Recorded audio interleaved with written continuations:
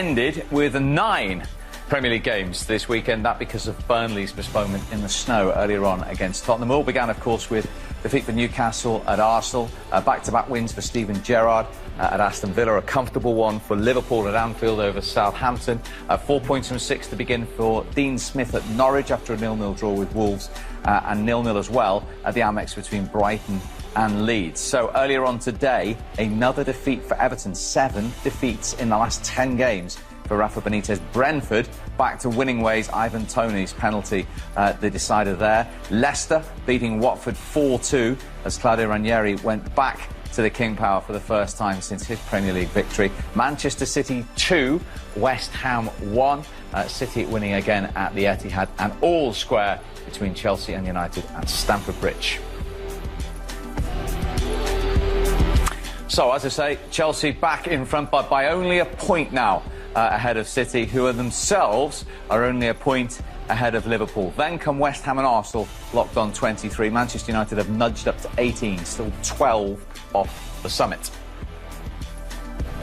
Newcastle still the only club out of all 92 league clubs yet to win a game this season.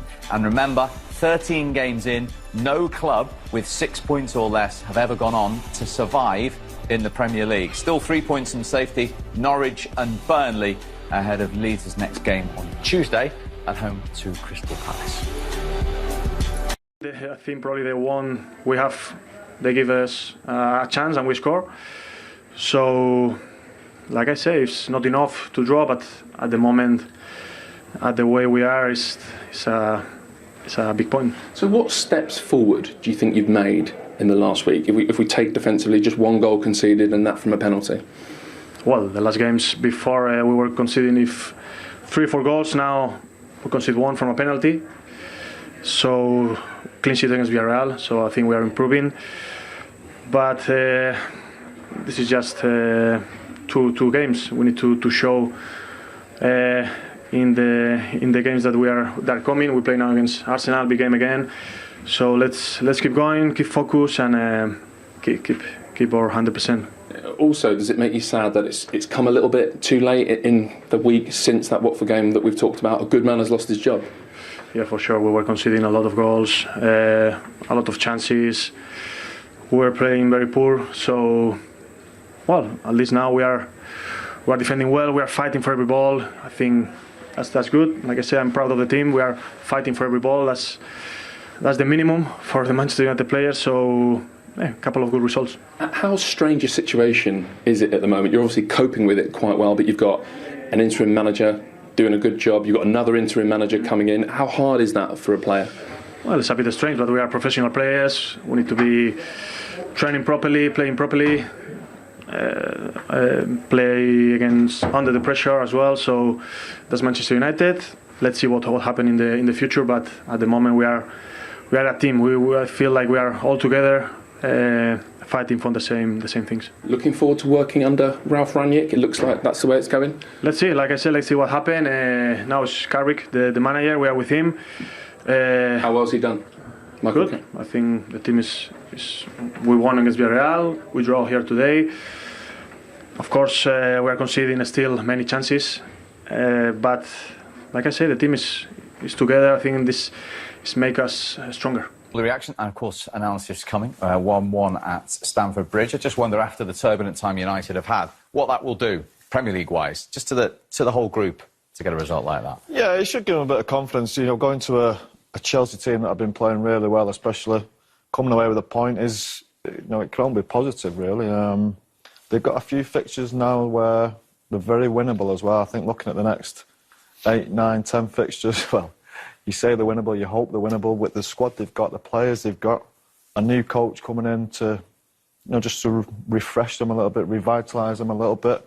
Going to places like Chelsea and getting a point is a positive result. But if I said to you at the start of the week, after all that had gone on, away game in the Champions League to win the group and go through and then get a point at the leaders, everyone would have taken that, wouldn't they? Yeah, of course you would. You definitely take it. As I said, a turbulent week, losing the manager isn't great. And Michael's done well, hasn't he? It's not been vintage football, I'd say, but it's been football that's got us 2 good results that say you need to get a little bit of confidence. The team has been a mess the last 5 or 6 weeks.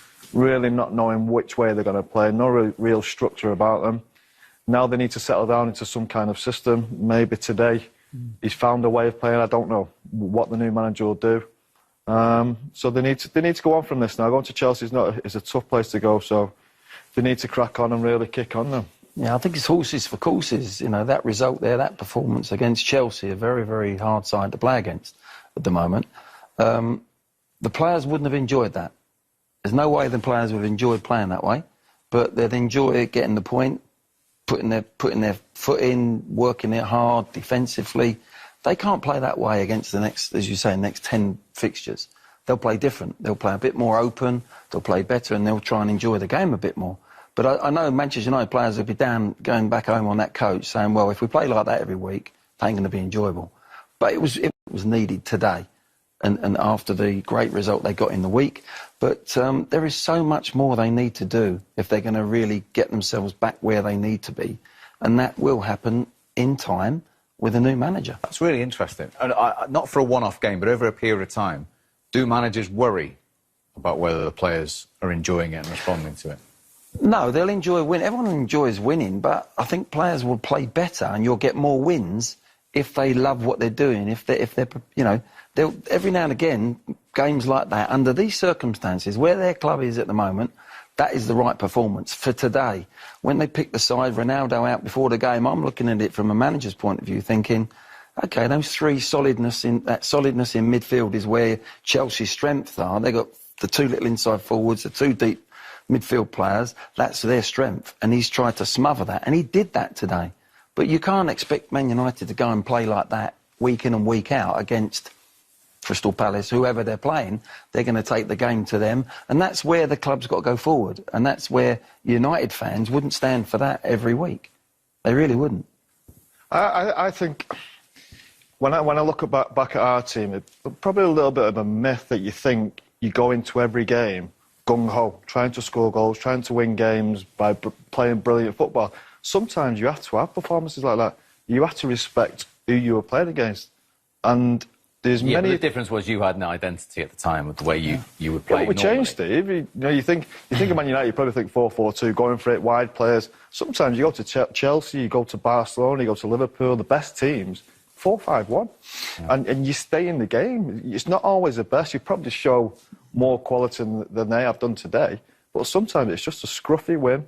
Go away, respect the opposition, sit behind the ball. You might just get one chance, two chances, but you've got to take them. And what about Glenn's point about players? Did you used to enjoy that then?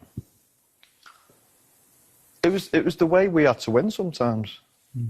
Now, look, if you come away from win, great.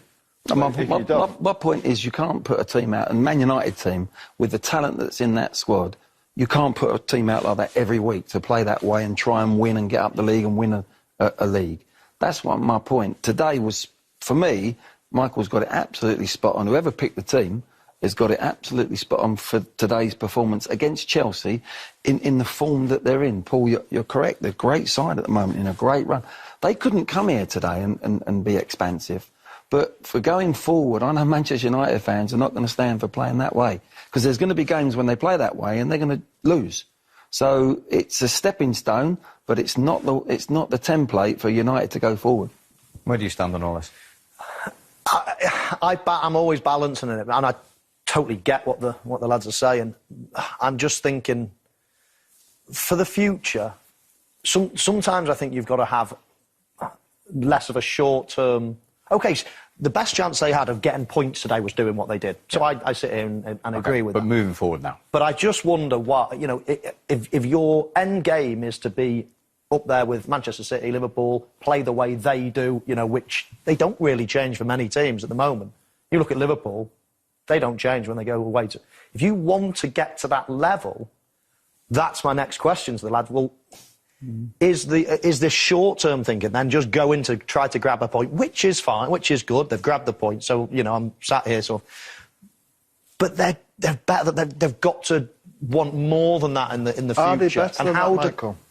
But how do they get better than what they are at the minute? Well, I think it has to be coaching. You think in the midfield area, can that team compete with Manchester City? Can it compete with Liverpool, keeping the ball the way they do? the quality's not there, Michael. No, and I don't disagree that the quality's not there, but what I'm saying is, if that's Burnley, if that's Brighton, if that's a lot of teams in this league, I get why you would chop and change and think, right, we're playing Norwich at home this week, we're going to play a bit more. Now we're going to Man City, let's show it.